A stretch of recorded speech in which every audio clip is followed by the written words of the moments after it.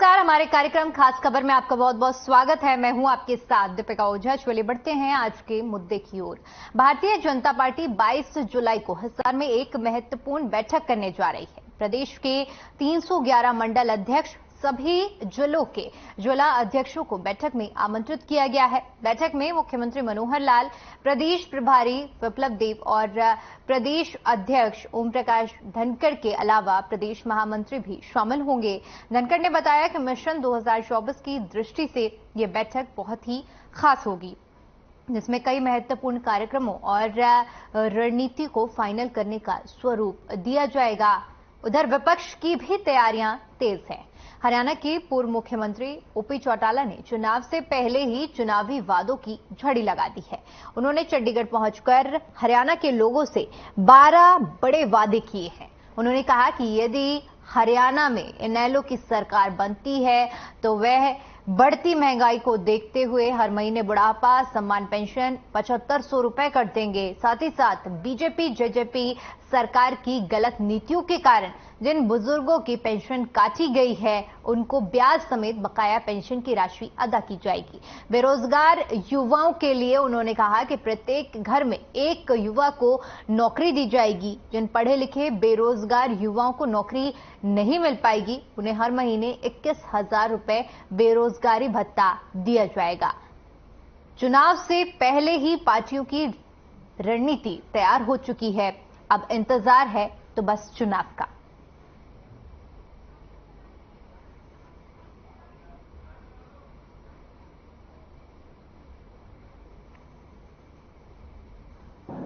Bharatiya Janata party की एक बड़ी महत्वपूर्ण बैठक 22 जुलाई को हिसार में होने जा रही है।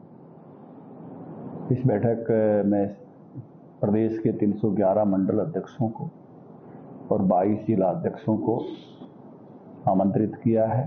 सभी मोर्चा अध्यक्षों को आमंत्रित किया है। इस बैठक में मुख्यमंत्री जी मनोहर लाल जी, हमारे प्रभारी विप्लव देव जी, मैं स्वयं, पार्टी के सभी महामंत्री रहने वाले हैं और इसमें मिशन 2024 की तैयारी की दृष्टि से एक दिन भर की बैठक भी। तो 2024 के चुनाव काफी ज्यादा नजदीक आ रहे हैं और इसी को लेकर सभी पार्टियां अपनी अपनी तैयारियों में जुटी हुई हैं। और इसी कड़ी में बीजेपी की ओर से 22 जुलाई को हिसार में एक महत्वपूर्ण बैठक होनी है। इस बैठक में सभी मंडल अध्यक्ष, सभी जिला अध्यक्षों को आमंत्रित किया गया है। साथ ही साथ बताते चले कि बैठक में मुख्यमंत्री मनोहर लाल, प्रदेश प्रभारी विप्लव देव और प्रदेश अध्यक्ष ओम प्रकाश धनखड़ भी मौजूद रहेंगे। इसके साथ बात अगर विपक्ष की जाए तो विपक्ष भी इस वक्त पूरी तरह से एक्शन मोड में नजर आ रहा है। और बता दें कि पूर्व मुख्यमंत्री भी जनता के बीच पहुंचे और जहां पर उन्होंने बड़े वादे किए हैं, 12 बड़े वादे किए गए हैं पूर्व मुख्यमंत्री ओपी चौटाला की ओर से। उन्होंने कहा है कि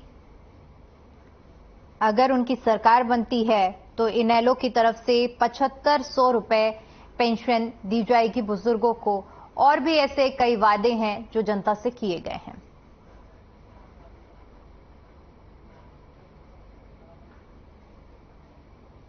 वहीं इसी मुद्दे पर चर्चा करने के लिए हमारे साथ मेहमानों का एक खास पैनल जुड़ा हुआ है, जिनसे मैं आपका परिचय करा देती हूं। बीजेपी प्रवक्ता सत्यव्रत शास्त्री जी हमारे साथ जुड़े हुए हैं, कांग्रेस प्रवक्ता बजरंग दास गर्ग जी हमारे साथ जुड़े हुए हैं और इनेलो प्रवक्ता ओंकार सिंह जी हमारे साथ जुड़े हुए हैं। आप तीनों मेहमानों का मैं बहुत बहुत स्वागत करती हूं हमारे कार्यक्रम खास खबर में।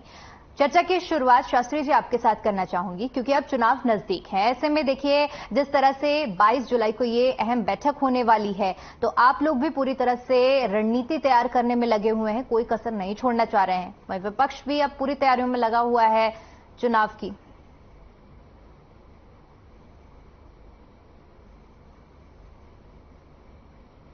साल के बाद जनता के बीच अपना रिपोर्ट कार्ड लेकर सभी राजनीतिक दल, चाहे पक्ष का या विपक्ष का, वो जाते हैं।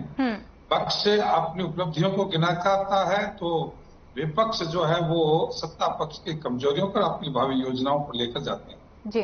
पिछले 9 वर्षों में जिस प्रकार से व्यवस्था परिवर्तन का और एक हरियाणवी का नारा देकर सबका साथ सबका विकास का जो नारा भारतीय जनता पार्टी ने दिया था, वो केवल नारा नहीं रहा, वो एक व्यवस्था के रूप में हरियाणा के अंदर दिखाई दी और हरियाणा के लोगों ने महसूस किया कि पहली बार हरियाणा की सरकार बनी है।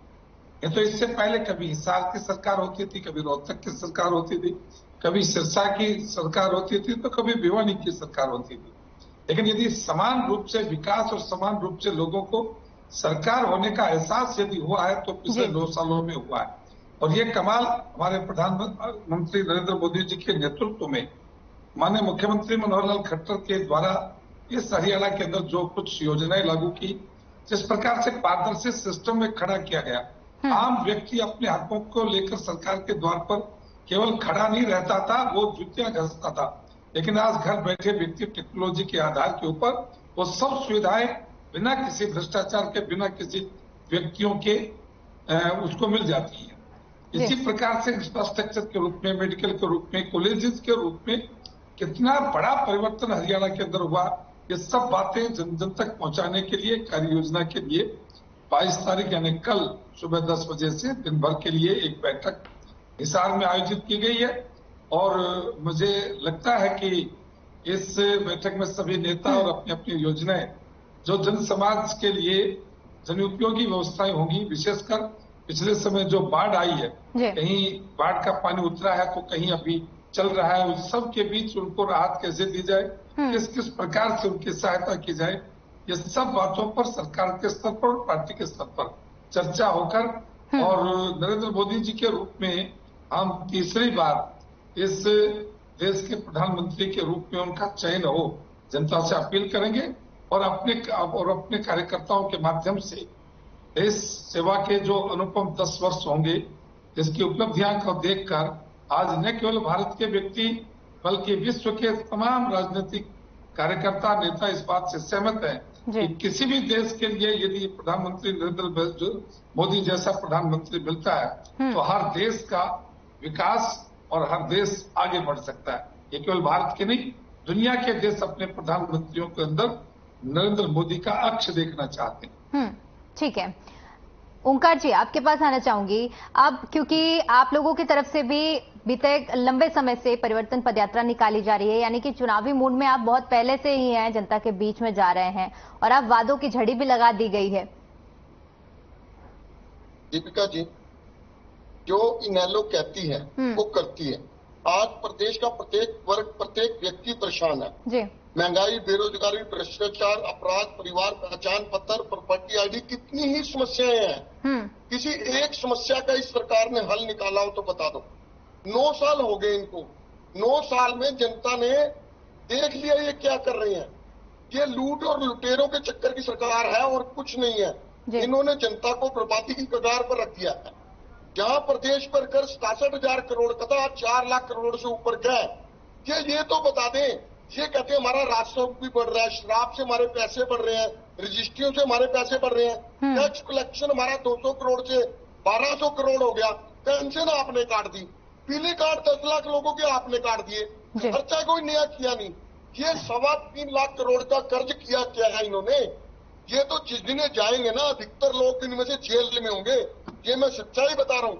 चौधरी ओम प्रकाश चौटाला जी ने प्रेस कॉन्फ्रेंस करी, उन्होंने बोला 7500 रुपए महीना हम परिवार पेंशन देंगे, बुजुर्ग पेंशन देंगे।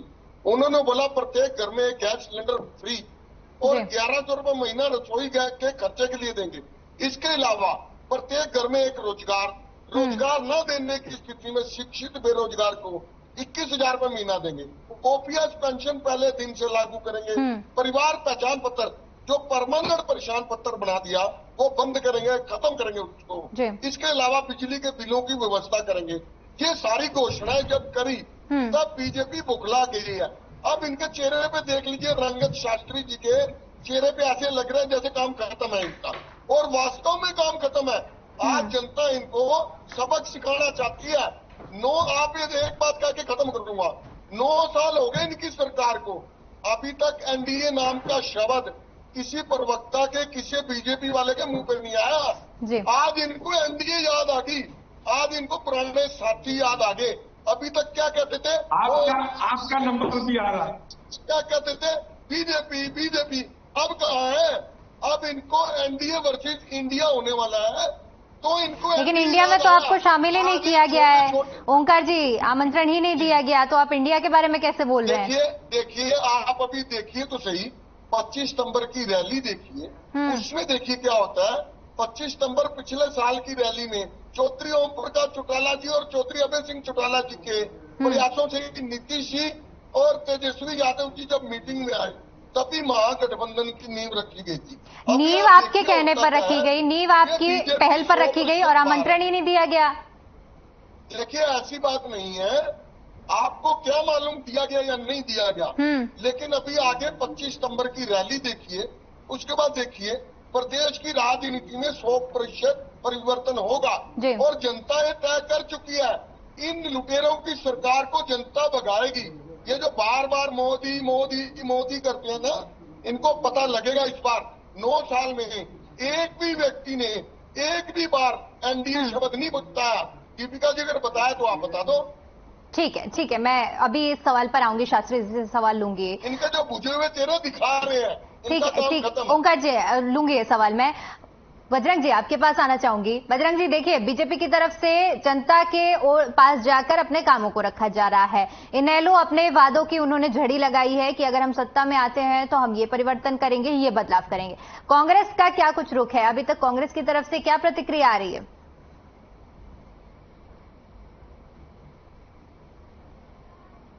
बजरंग जी आपकी आवाज नहीं पहुंच पा रही हम तक। बजरंग जी की आवाज बैन हो गई है। बजरंग जी आपकी आवाज नहीं पहुंच पा रही है, तब तक शास्त्री जी आपके पास आना चाहूंगी।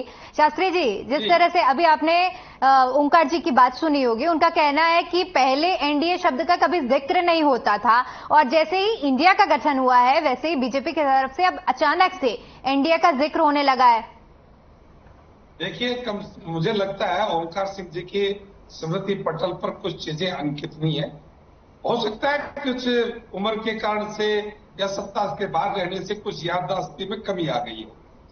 आप सबको पता होगा कि भारत के अंदर केंद्र की सरकार का पूर्ण बहुमत की सरकार भाजपा की केवल साथियों से है। एक भी एनडीए का ऐसा घटक नहीं छोड़ा जिसका मंत्रिमंडल में शामिल ना किया गया। मंत्रिमंडल में शामिल है, उनको याद करने की तो बड़ी बात है कि याद नहीं करते। हमेशा जब भी संसद का सत्र होता है तो एनडीए की बैठक होती है। एनडीए के महत्वपूर्ण घटकों को उनकी सत्ता के अनुसार भाजपा का पूर्ण बहुमत होने के बावजूद सत्ता में हिस्सेदारी है। अब जो लोग इंडिया लेकर आए हैं, तो इंडिया तो किन्होंने दिया जी? अंग्रेजों ने दिया। और अंग्रेजों की सरकार, अंग्रेजों का जो सरकार के समय कांग्रेस का गठन अंग्रेज ने ही किया था, तो वो वापिस 1947 का भारत चाहते हैं। भारतीय जनता पार्टी 1947 का भारत चाहती है और 1000 साल पहले जो भारत था, जिसको आर्यावर्त कहते थे, भारत कहते थे, उसके ऊपर लेकर जा रही है। क्योंकि पिछले 50-60 साल का जो कालखंड आप देखेंगे, वो पराभव के काल से और इसके में कोई बहुत बड़ा अंतर नहीं। बड़े दुख के साथ मैं कहता हूं, भारत का नासा का जो ये जो अपना अंतरिक्ष का जो कार्यक्रम था, इतना चंद्रयान 3 का जो लॉन्चिंग हुआ जी, एक भी ये जो इंडिया समर्थक लोग हैं, इनकी बधाई नहीं आई। कितना बड़ा दुर्भाग्य है, क्योंकि इंडिया तो एक शब्द ऐसा है जो दबा कुचला, अपराधीन और भीख का कटोरा लेकर लेने वाला था। भारत स्वाभिमान से जीने वाला देश, जिसने विश्व गुरु होने का गौरव पाया, जिसको सोने की दुनिया। ठीक है बजरंग जी, आ रही हूँ आपके पास। और आज उन्होंने पुनः इस बात को लेकर साबित किया कि जब से 9 साल है, कौन सा ऐसा मोर्चा है, कौन सी ऐसी स्थिति है, कौन सा ऐसा भाग है जहां भारत का नाम आज विश्व पटल के ऊपर नहीं देखा जाता हो। ठीक है शास्त्री जी, लौटूंगी आपके पास। बजरंग जी, आप तक आवाज पहुंच पा रही है? शास्त्री जी लौटूंगी। बिल्कुल आवाज आ रही, दीपिका जी आपकी आवाज आ रही मेरे पास। जी शास्त्री जी, मैं अपना सवाल दोहराती हूँ आपके पास। जिस तरह से देखिए, बीजेपी भी अपने कामों को लेकर जनता के बीच में जा रही है, इनेलो की तरफ से भी वादों की झड़ी लगाई गई है, अमूमन वादे किए गए हैं जनता से कि अगर सत्ता में आते हैं तो ये बदलाव किए जाएंगे। कांग्रेस का क्या कुछ रुख रहने वाला है और क्या वादे लेकर आप कब पहुंचने वाले जनता के बीच में? दीपिका जी, हर एक राजनीतिक पार्टी को, हर नेता को अपनी बात कहने का, अपनी बात रखने का अधिकार है जी। अपने मुद्दों को लेकर जनता के बीच जाने का अधिकार है। जहां तक कि मेरे शास्त्री जी बोल रहे थे, बड़े अच्छे प्रवक्ता है बीजेपी के, वो बता रहे थे 9 साल के कार्यकाल के अंदर किस प्रकार हमने हरियाणा में इतने काम कर दिए कि हरियाणा के अंदर त्राही हो रही है। हरियाणा के अंदर बेहताशा महंगाई, बेहताशा बेरोजगारी और बेहताशा कानून व्यवस्था की स्थिति खराब 9 साल के कार्यकाल के अंदर हुआ है। जब से हरियाणा देश के अंदर अलग हुआ है तब से आज तक इतनी बुरी स्थिति हरियाणा की नहीं हुई। आप देखिए, गरीब व्यक्ति 2 वक्त की रोटी दाल सब्जी के साथ खा नहीं सकता। आज बेरोजगारी के अंदर हरियाणा नंबर 1 के ऊपर है, खराब कानून व्यवस्था के अंदर हरियाणा नंबर 1 के ऊपर है। यहाँ तक कि देखिए, ओंकार जी सही कहा, जहाँ 70,000 करोड़ रुपया कर्जा 2014 के अंदर हमने छोड़ा था, आज वो 4 लाख करोड़ का कर्जा जनता के सर चढ़ाकर मलाई खाने का काम किया है। कोई भी आप बता दे, कोई भी नया प्रोजेक्ट हरियाणा में लाए हो या बिजली का उत्पादन कोई काम किया हो, एक बिजली यूनिट पैदा की हो, जो हमारे समय में 5 बिजली के थर्मो प्लांट लगाए थे उनकी ये रिपेयरिंग नहीं कर पाए। जो सीवरेज लाइन हमने डलाई, जो हमने बरसाती नाले डलाए, उनकी सफाई तक कर नहीं पाए। सड़कों की हालत आपके सामने है, विकास नाम की कोई चीज नहीं। ये कहते हैं जनता के बीच, आप जनता के बीच नहीं जा रहे भारतीय जनता पार्टी वाले, ये सिर्फ घर के अंदर बैठ के, कमरा में बैठकर, बैंकेट हॉल के अंदर बैठकर मीटिंग करते हैं। पब्लिक के बीच जाने के लिए इनके पास कोई मुद्दा ही नहीं है। क्या बोलेंगे, क्या काम किया है? एक काम तो गिना दे कि हमने 9 साल के अंदर जनता के हित के अंदर ये काम किए। यहाँ तक कांग्रेस पार्टी का सवाल है, कांग्रेस पार्टी जनता के बीच आज भी खड़ी है, पहले भी खड़ी थी, आगे भी खड़ी है, सड़कों के ऊपर है। इसकी के रात के अंदर जो बेतहाशा महंगाई, बेरोजगारी, खराब कानून, इन मुद्दे के ऊपर हम बीच में जा रहे हैं। ये कभी भी महंगाई बेरोजगारी की बात नहीं करेंगे, मोदी की बात करेंगे। मोदी जी, अरे भाई देश में मोदी जी, हरियाणा में खट्टर जी, एक बार भी खट्टर जी का कोई नाम नहीं लेता, सिर्फ मोदी जी। वो पहले कहते थे सिर्फ मोदी जी, अब एनडीए आ गया, ये मोदी जी हट गया, ये क्या है? आनंद फानंद के अंदर 39 दल लिया है, जिसका वजूद नहीं, जिसको जानते नहीं, पार्टी का कोई स्टैंड नहीं, वो भी शामिल आ रहे। आ जाओ भाई, मुफ्ता है, मलाई खा लो, 9 महीने बच रहे हैं, 9 महीने जो खा सकते हो खा लो मुफ्ता देकर। जो नहीं आता उसको ऊपर ईडी छोड़ते हैं, ईडी छोड़ दिए भाई। आप देख लीजिए शिंदे के साथ क्या किया, शिंदे बेईमान था, उसको तो ईडी छोड़ रखी थी, ईडी का केस चल रहा था, इनकम टैक्स का केस चल रहा था। जब बीजेपी के साथ ज्वाइन कर लिया और बीजेपी का समझौता हुआ तो वो ईमानदार बन गया। ऐसे दुनिया भर के नेता जो है, हरियाणा कुलदीप ले लो, कुलदीप बिश्नोई के ऊपर 200 करोड़ का ईडी के कार्य, ठीक है, लौटूंगी आपके पास। ओंकार जी आपके पास आना चाहूंगी। जिस तरह से सामने है, बजरंग जी लौटूंगी आपके पास। आप ओंकार जी, जिस तरह से देखिए 12 वादे किए गए हैं, प्रमुखता से मैं उस पर आपसे बात करना चाहूंगी नैलो की ओर से। उसमें एक वादा जो मैं देख रही थी और उसको देखने के बाद मुझे भी आश्चर्य हो रहा था कि बेरोजगारी भत्ते को आपने कहा कि अगर हम सरकार में आते हैं तो बेरोजगारी भत्ता 21,000 रुपए दिया जाएगा। अब ये समझिए, कोई युवा अगर पढ़ा लिखा ग्रेजुएट है और अगर उसे 21,000 रुपए हर महीने का मिल रहा है तो ऐसे में उसका मन करेगा क्या नौकरी करने का, क्योंकि वो घर बैठे जब 21,000 रुपए कमा रहा है। इस बात का जवाब मैं आपको एक बात कह के देना चाहता हूँ। चौधरी देवीलाल जी ने बोला था 1987 में मेरी सरकार बना दो, 100 रुपया बेरोजगार, 100 रुपया बुढ़ापा सम्मान पेंशन दूंगा। उस टाइम चौधरी बंसीलाल जी की सरकार थी, उन्होंने बोला कि ये झूठ बोल रहा है, ये कोई नहीं देंगे।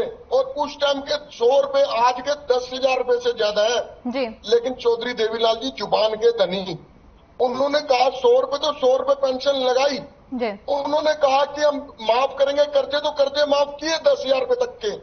और अब ये मैं आता हूँ 21,000 के ऊपर। ये मौजूदा सरकार जो लुटेरों की सरकार है, ये बोलते हैं 6,000 रुपए सक्षम योजना में बीए को दे रहे हैं और 7500 रुपए दे रहे हैं एमए वाले को, पोस्ट ग्रेजुएट को। हमने कहा 21,000 रुपए बेरोजगारी भत्ता देंगे, लेकिन उसके साथ ये भी तो सोचिए, उन्होंने कहा प्रत्येक घर में एक रोजगार देंगे। अगर रोजगार नहीं देते तो बेरोजगारी भत्ता देंगे शिक्षित युवा को। मतलब हमारा प्रयास हर घर में एक रोजगार देने का है। ये सार्थक सोच है।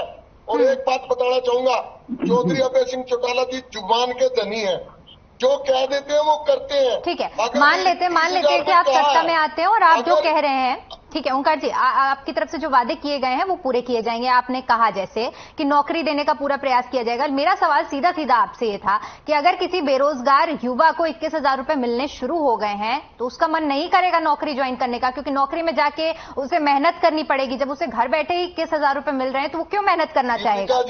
दीपिका जी, इसके साथ एक और पॉइंट आपको मैं पहले स्पष्ट कर चुका हूँ। प्रत्येक परिवार में एक रोजगार, हमें गारंटी है कि हम हर परिवार में रोजगार देंगे।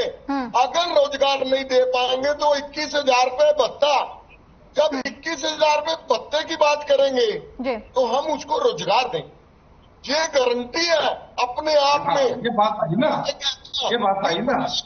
एक रोजगार देना बहुत बड़ी बात है। और आज की सरकार, इसने रोजगार तो क्या देना, बैकलॉग पड़ा हुआ है। लाखों लोगों की भर्तियां इन्होंने छुड़वा दी, रिटायरमेंट रेगुलर हो रही हैं। और भर्तियां कौन सी हो रही हैं? कौशल रोजगार निगम में। कौशल में कौन है? जो ठेके पे भर्ती किए थे इन्होंने।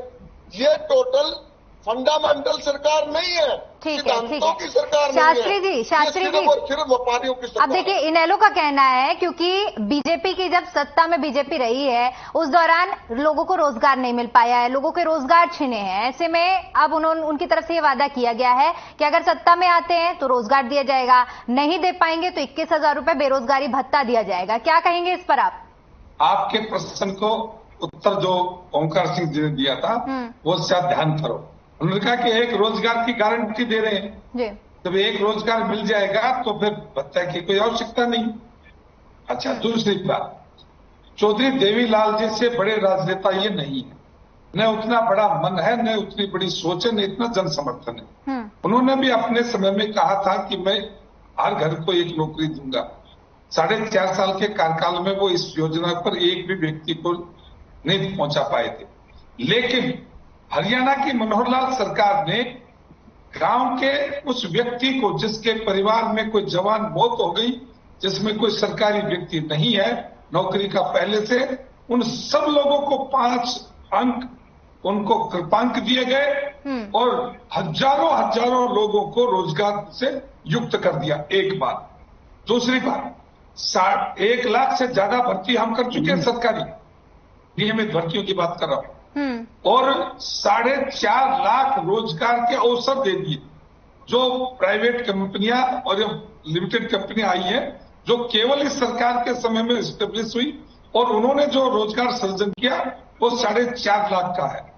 तीसरी बात बता रहा हूं, हमने पहली बार देश के अंदर अंत्योदय और मेले लगवाए, परिवार पहचान पत्र के माध्यम से ऐसे लोगों की खोज की जिनकी इनकम 1,80,000 से कम है, नीचे से 50,000 से शुरू करके उन सबको प्रशासन के सामने बैठाकर कि आपकी इनकम 5 लाख कैसे हो सकती है, आप क्या कर सकते हो, क्या किया जा सकता है, सरकार क्या लाभ दे सकती है, चाहे लोन देना हो, चाहे और कुछ व्यवस्था हो, वो उनके साथ हर ब्लॉक के अंदर 3 बार ये अंत्योदय मेले लगे हैं।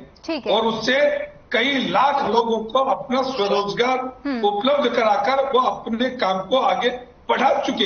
ये तो केवल भाषण दे रहे हैं। ठीक है शास्त्री जी, बजरंग जी, वो कह रहा हूं समय की कमी है इसलिए बहुत शॉर्ट में अपनी बात रखिएगा। बजरंग जी, कांग्रेस पार्टी पूरी तरह से चुनाव के लिए तैयार है। 2024 के अंदर लोकसभा और विधानसभा चुनाव होने हैं। हम चाहते हैं आज ही चुनाव करा लो, पता लग जाएगी क्या स्थिति भारतीय जनता पार्टी की है।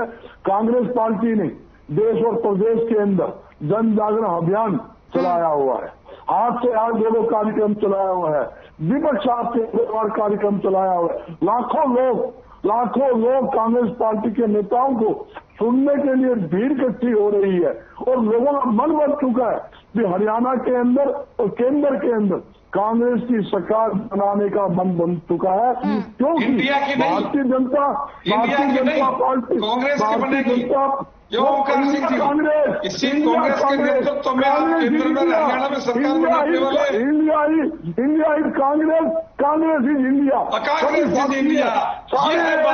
ओंकार जी, अब देखिए, अब अभी आप आरोप लगा रहे थे कि एनडीए का नाम नहीं लिया जा रहा है और अब आप खुद कांग्रेस कह रहे हैं। उनको इसका संगठन किया और उन्होंने कांग्रेस बनाई।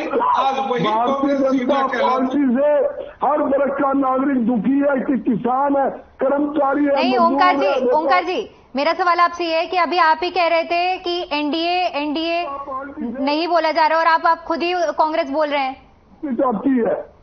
चलिए ठीक है, समय का अभाव है इसलिए मुझे चर्चा को यहीं समाप्त करना पड़ेगा। आप सभी मेहमानों का बहुत बहुत शुक्रिया हमारे साथ जुड़ने के लिए और अपना कीमती समय हमें देने के लिए। तो जिस तरह से अब चुनाव नजदीक आ रहे हैं, ऐसे में सभी पार्टियां अपनी तैयारियों में जुटी हुई हैं। बीजेपी की ओर से 22 जुलाई को हिसार में बड़ा एक जनसमर्थन यानी कि बड़ा मंथन करते हुए एक बैठक का आयोजन किया जा रहा है। और वहीं अगर बात कांग्रेस और इनेलो की जाए तो कांग्रेस और इनेलो भी पूरी तरह से अपनी अपनी तैयारियों में जुटी हुई हैं। और अब चुनाव में ही पता चलेगा कि किसके हाथ में सत्ता की बागडोर थामी जाती है। फिलहाल के लिए इतना ही। जवाब खबरों के लिए बने रहिए हमारे साथ। नमस्कार।